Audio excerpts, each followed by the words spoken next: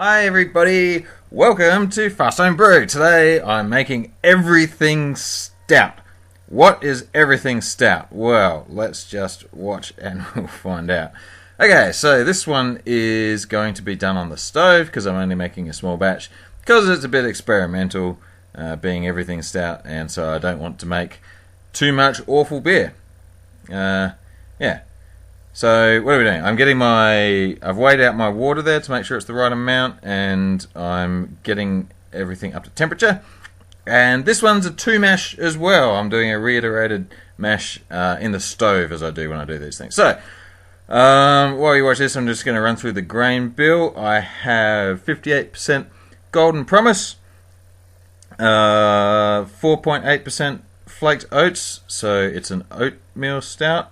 I have 2.9% chocolate malt, 1.5% roasted barley, 2.9% caramunich, 3.4% caramalt, 3.9% wheat malt, so it's a wheat stout, and 19.4% smoked ale malt, so it's a smoked stout. Now I'm just running through the whole sparger thing, and that's a bit hot, but I've squeezed it out. And oh, did I get through that? I thought it was going to take me longer to read out the grain bill. And what am I doing? What am I looking for here? I'm looking for the scales again, so that I can weigh it to see how much water I need to see how much I lost and how much water I need to top it up for mash number 2. So there's some more water. The right amount is that much. And so there's 8 different kinds of grains in this one. Golden Promise and smoked make the base.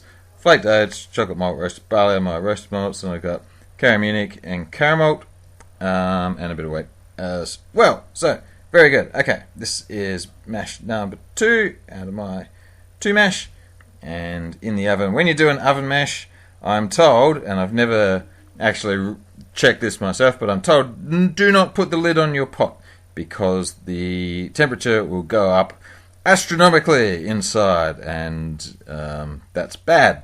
In fact, I'm using my little remote thermometer to monitor it while it was in the stove there. Anyway, here we go again with the old routine of the sparge and the rinse and the topping up again with more water ahead of the boil, so that I get my bitterness about right. So let's wait for this to come to the boil. And it looks like we're pretty close to a boil over here, so I'll just never quite sure what to do. I don't have apparently a spray bottle full of water is a good idea to have handy. Of course, I never do, so gently move it. Okay, so I'm just using Magnum hops. So let's see, that was 42 grams, which should get me 63 IBUs worth. Okay. So it's an oyster stout. So these are some 3 or 4 oysters and some shells, which turned out to be bloody difficult to crunch up there. But they're going in the old hop spider that I used to use just to keep everything all together, so I don't have bits of shell floating around in the while it's fermenting. Yep. So that's going to go in 15 minutes to go in the thing. Oh yeah. Licorice stout, so star anise goes in to make it a bit of a licorice stout there. And what's next? Oh, lactose. It's a milk stout, this one. So I'm putting 200 grams of lactose in there, and that's going to probably sweeten it up a bit and add some more body. Never used lactose before. Anyway, that's all done on the boil, so time to cool it off. And the way I do that is you can see the tap running there, so I've got cold water going around it, and normally I stir it around a bit. You can see it sort of rotating, and it sort of exchanges the heat out, and everything's good. Now into the fermenter we go, and of course the strainers there fill up with hops, so I have to bang them out a couple of times, as we're about to see, I think, maybe. Yep, yuck, and clean. Well, Anyway, in it goes, that's the last bit, and some ice. This is just to bring the temperature down those last few degrees to get it so that I can pitch the yeast. Now I'm topping it up to 16 litres. As I said, it's only a small batch. I don't want to make too much everything stout, or else you can probably see what's going on here, right? So would you make a giant batch of this? I don't think so. this is my yeast. This is the SO4 that I used recently in, I think a smash. So a bit of that's going in.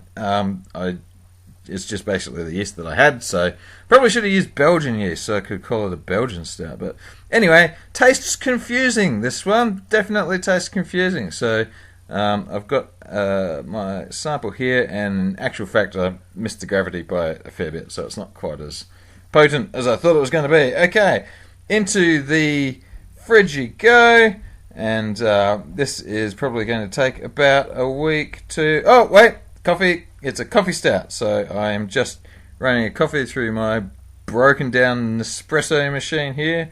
There you go, beer, have some coffee. Alright, so hopefully in about a week this will ferment and I can add a couple of extra additions. Alright, so it only took a couple of days to ferment. Incredibly, that SO4 went through it like hot knife through butter, let's say. I was going to say something rude. Anyway, yeah, I can't believe it's finished. It's finished around 10. So, it's an oat stout and it's a chocolate stout. So I'm adding oak and these... What are they called? And it's a vanilla stout. So I'm adding, I think there's 100 grams of oat chips and 100 and, I don't know, a bit of everything. I'll write it in the recipe. And you split the vanilla bean, and then these are going in my hop socks. And yeah, so I can tell you that the vanilla, after a couple of days, started to dominate. So my everything stout hopefully isn't just a vanilla stout, but I took that bag out, and I think the chocolatey stuff there, cacao nibs, took over, and they were all good. So yeah, everything stout. Okay, let me see if I get this right. It's an imperial oatmeal chocolate, wheat smoked oyster, vanilla coffee oak. I don't know, who cares? Alright, thanks for watching, bye!